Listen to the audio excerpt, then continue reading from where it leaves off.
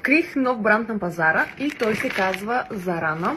И нямаше как да не си поръчам от тяхната козметика, тъй като вече ви казах, че издирвам натурална козметика за лице. В случая поръчах дори и крем за тяло, който помага в борбата с старии и превентивно също така околочен крем и хидратиращ крем. Точно това, което ми трябва. Хайде да го отворим заедно.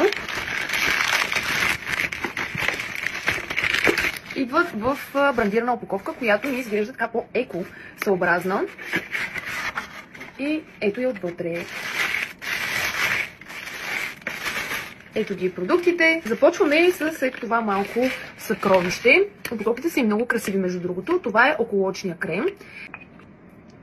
Виж малко количество. Мирише много приятно. Мисля направо да сложа. Аз съм без грим, с измито лице. Добре, харесва ми за сега. Много леко се усеща, аз не обичам такива тежки кремове за поточки. Ето го и хидратиращия им крем, той е за дневна употреба и е с фронова киселина, церамиди и много различни масла. В друг клип ще обясня много повече за състава и за какво точно се използва. Така, искам само да ги анбокснем заедно. Ами, опаковката е много красива, наистина, вижте. Така, отварям. Мирише също много леко и натурално.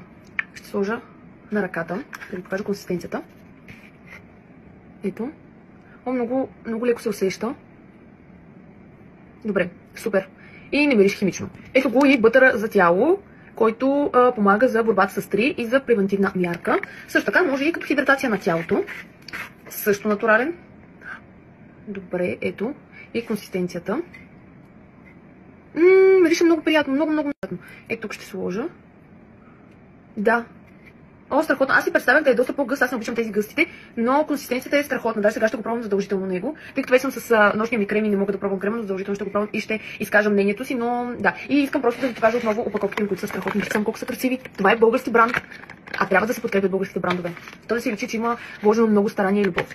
И да, ще ви споделя и мнението си, след като ги използвам малко повече време. Ще ви сложа и кода си за намаление, който те ми предоставиха. Тук долу ще ви го напиша и да, дано съм била полезна.